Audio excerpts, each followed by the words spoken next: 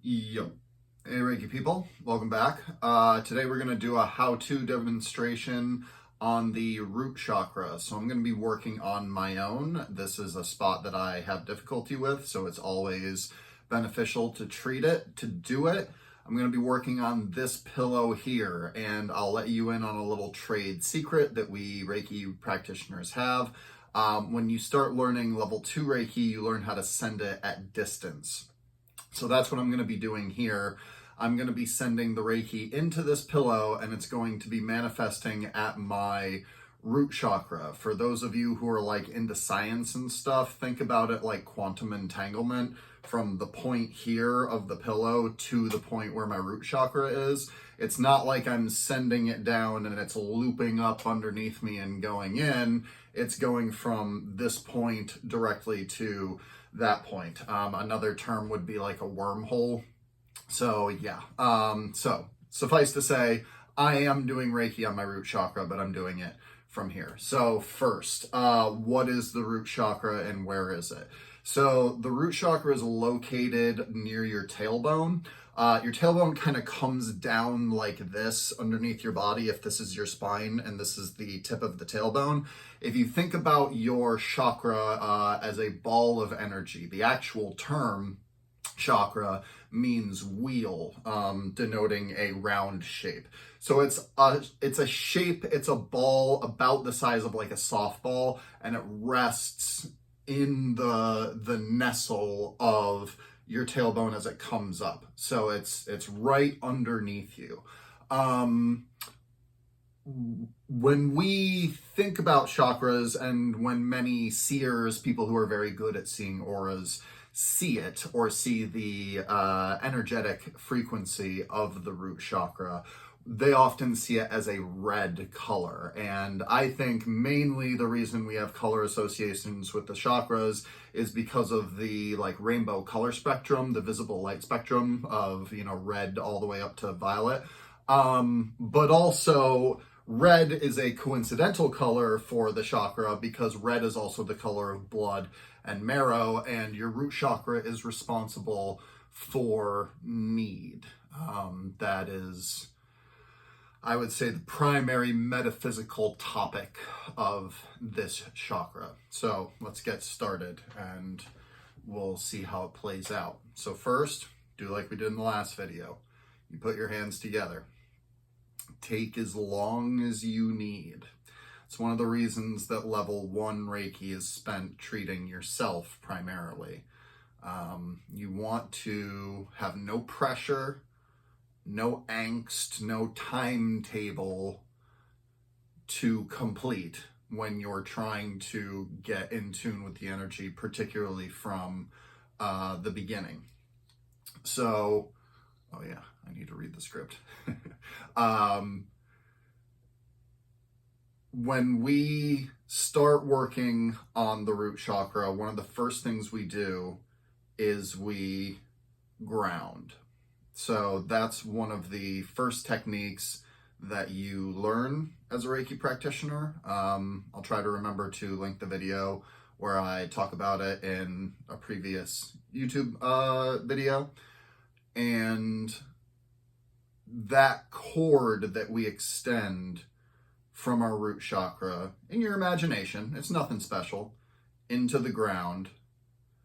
Imagine that cord going down, deep down, the roots stretching and growing, tightening and hugging and growing deeper down. And that gets us right into the earth.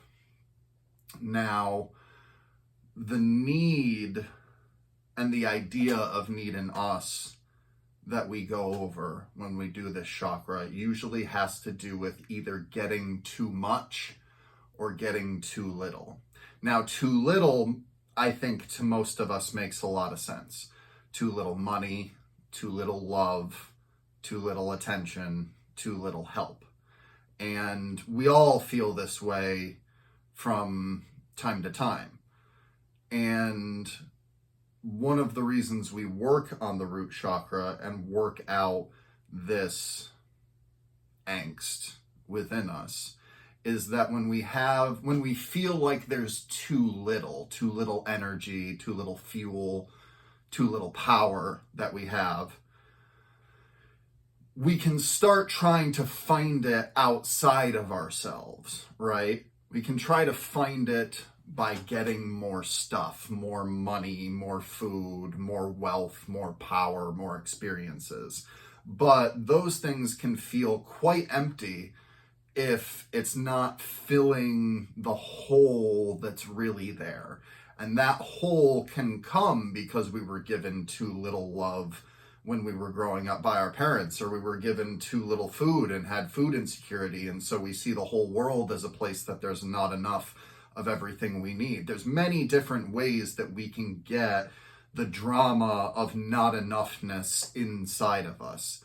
But there's really just one way to treat it, and that's with the energy itself. That vitality, that fullness, that inner radiance, self-appreciation, and love, that's the key to filling out that not enoughness.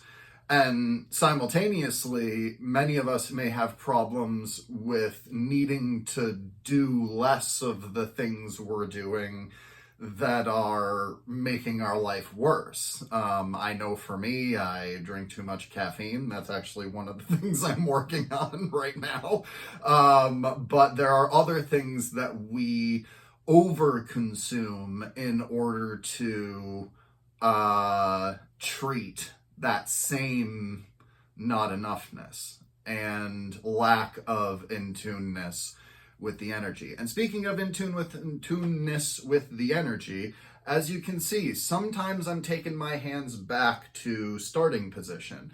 And I'm doing that because when you're laying hands on yourself or on someone else, you can feel the energy. And it's great to do that. And as you feel it and as you're in tune, the energy flows through you or manifests for the person and themselves. That being said, we're not perfect. So sometimes I get distracted. I'm thinking of a video game that I want to play. I get out of the moment. And that's when you can just take your hands back and return to starting position. And as you get into that flow, it will be easier to get the energy going. So, like I said,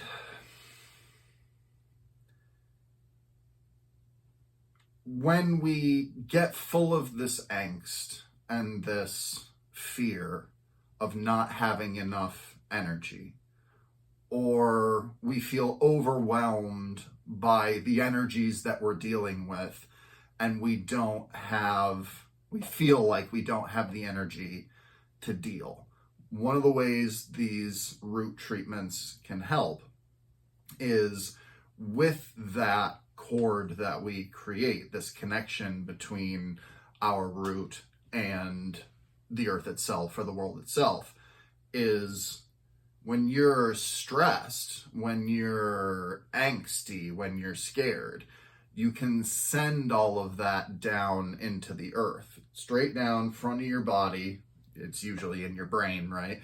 All the way down, but wherever the problem is, and send the energy down straight into the earth. Let it go down that root system and bleed out into the ground. And one of the problems I had with that is I felt like I was giving my crap to the earth and hurting it.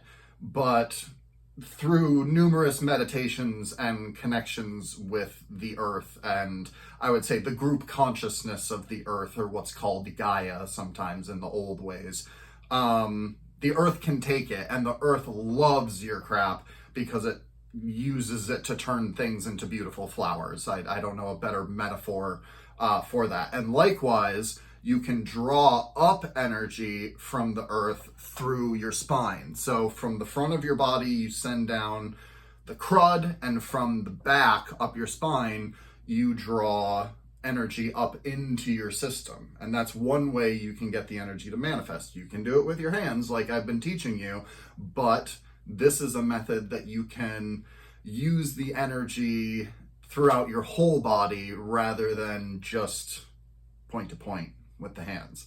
So these are some techniques that you can learn and you can use in order to get the energy flowing in your body, and also to perhaps make minor adjustments about those things that you do out of lack or overconsumptions that we might have, in order to account for the lack of the energy, because now you'll be able to get it yourself.